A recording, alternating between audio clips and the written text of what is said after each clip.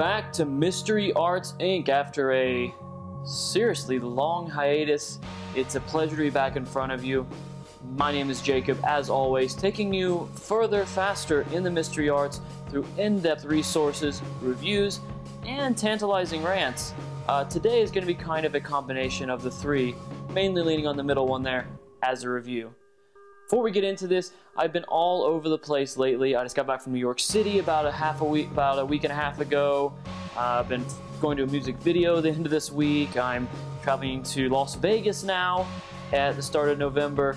It's just been a crazy past few months, so I apologize for the inconsistencies in uploads. But I want to make sure all of you are able to hear about this product, because while I'm a little late to the bandwagon on at this point, it's really a stunner. What, of course, I'm talking about, if you've seen by the link above, is the Book of the Fallen by, spoiler alert, my friend, Fraser Parker. Now, all of you keep saying that I'm just promoting this stuff because I can, and then I have the other camp of you that say otherwise. You say, you know, great reviews, we appreciate them, they really help me guide what I'm going to buy.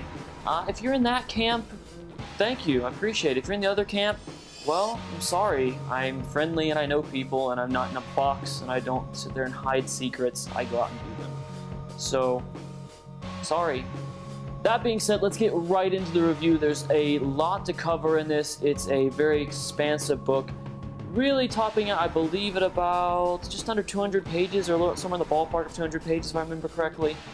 What we open up in the book with is a bold O variation. So for those of you that aren't familiar with the O force, the O force quintessentially is a way to force any playing card.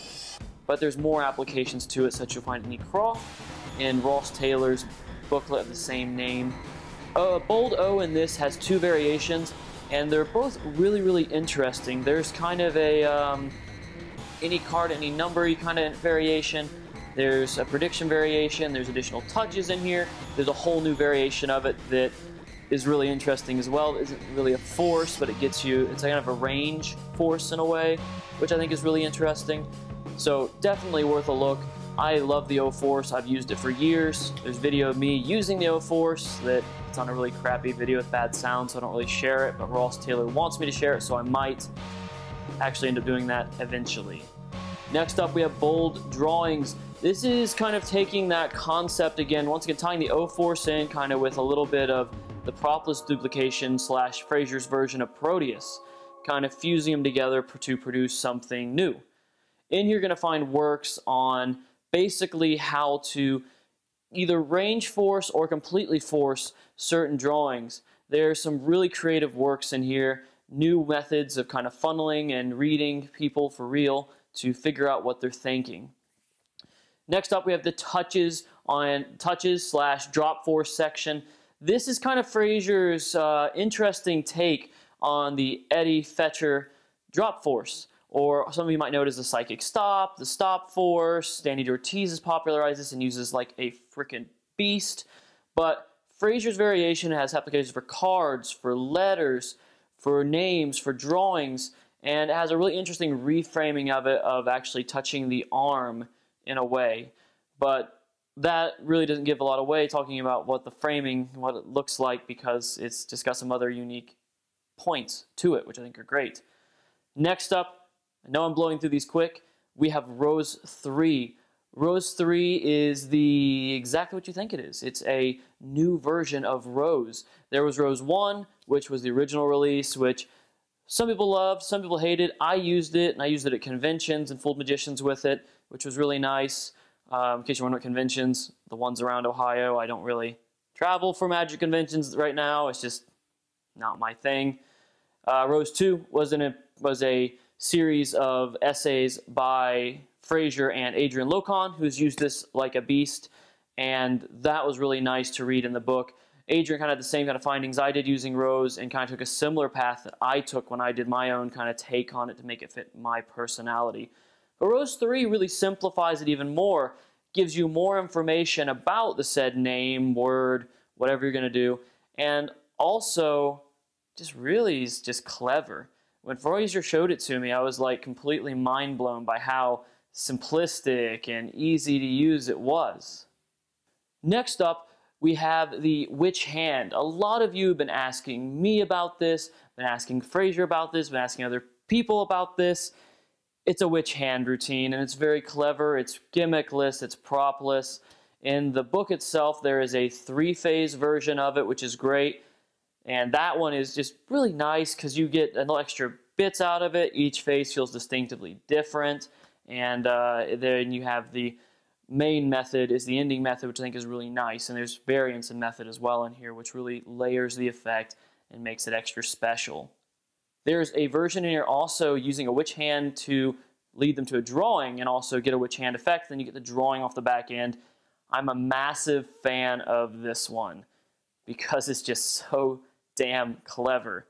It's just so smart. I don't know how else to say it. It's just a smart thing that Fraser came up with. And the next one is even smarter than that, and that is a version where doing a witch hand, you also gain access to somebody's star sign. I know Fraser's created more star sign guesses than anybody else alive, but this one is truly spectacular in my opinion. I like the idea of having a physical prop there to actually frame the star sign guess and make it relevant and all this kind of stuff. The scripting, the pattern is really well done, involving reading people and personality traits. Very, very smart. This phase right here, the witch hand phase, is really one of the witch hand section, is really one of those sections in the book that is worth the price of admission easily. You know, you can go out and say the rest, I didn't like it, but that witch hand material here in the center is just really smart, really clever. You pull out the spur of the moment. It can be that thing that when you need something just to please someone, you pull it out, you do it, even if you just do one phase or whatever you're going to do. I recommend the star sign phase because I think it's personal at the end, and you have a very stellar piece of performance to showcase to your friends, your clients, and socially to whoever. This is one of those ones that's pretty much so surefire you can easily use this in paid gigs. It's very nice. It's lovely to see. You know, this is one of those things that it's not too risky to use if you're doing a stage show. I personally have a version. I don't really do a witch hand in my show. I do a different variation, kind of a heads tails effect. I prefer that, but this, very, very smart, very nice what Fraser's done with it. And I think you'll enjoy it. Just like Ian Rowland, just like Peter Turner, just like everybody else that's seen it. And I should mention also, my friend Manos came up with the same thing a while back, something similar at least, and is similar but different, and gave Fraser permission to publish it in the book, as well as included his thoughts on this principle at the end as a bonus inside of this book itself, which is really cool. Manos is just brilliant. I have his unveil. I've been so behind on these reviews that I need to record a review for it and edit it and everything. It's just been crazy in my world lately. So this one is shot spur of the moment. I'm about to be heading out the door in about 10 minutes to go do something. So all over the place. But anyway, continuing on, we have a section here on binary cues. For those of you that saw Fraser's work on the eye closure cues, those were really brilliant. I have used those quite a bit. And that, of course, dates back to some of the stuff Devin Knight was doing fairly early on. There's been a few other people doing eye closure as binary cues over the years, but Fraser really took them in another path and added the reframe to them to make them a little bit more covert, which I like.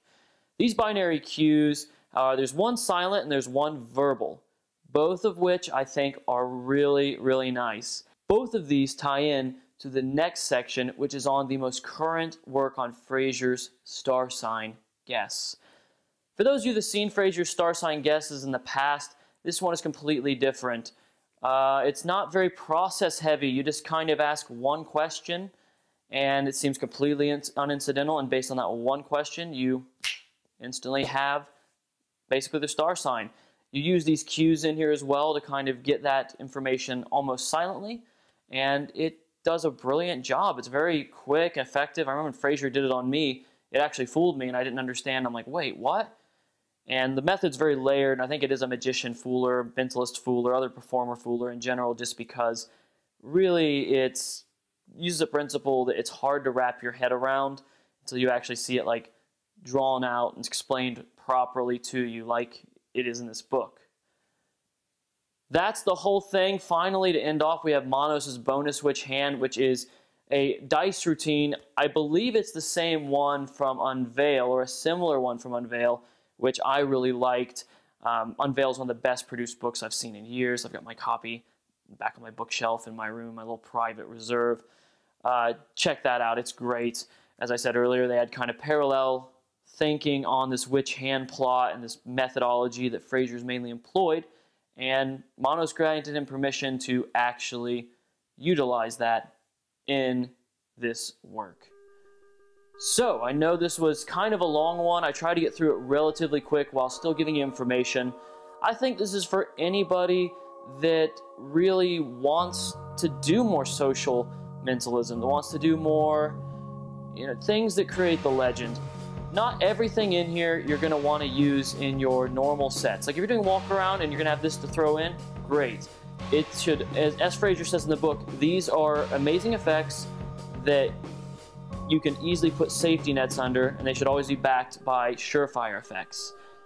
Now that being said, for those of you that want to test this stuff, that want to do it, it's as easy as doing a one ahead to go ahead and test all of this work without a safety net. I know what you're thinking. Well, everyone's going to see through you doing a name guess and using a one ahead. Bullshit, I do it all the time. I test this stuff. If it fails, then I just use a one ahead and I just pretend like nothing's changed at all. It's really easy. I will have my own work on this out eventually. It's just going to take time, competent camera person and a crew, and editing time. So much editing time. But that being said, thanks again for watching. If you enjoyed this, if you've enjoyed any of the videos, or if it's just your first time tuning in, go down below and just hit subscribe. Ding dong, ditch the bells. That way you get notified of everything. Don't be a ding dong douchebag. Nobody likes that. And please comment if you have any questions, if you have any comments, anything like that. You can do that down below here. I'm happy to reach out and talk to you when I have the time. And thank you all so much again for supporting Mystery Arts Inc. And there's a lot more to come. This channel may die, but it's going to be rebirthed, I promise, if that happens. But for now, signing off. I'll see you next time. Thank you so much.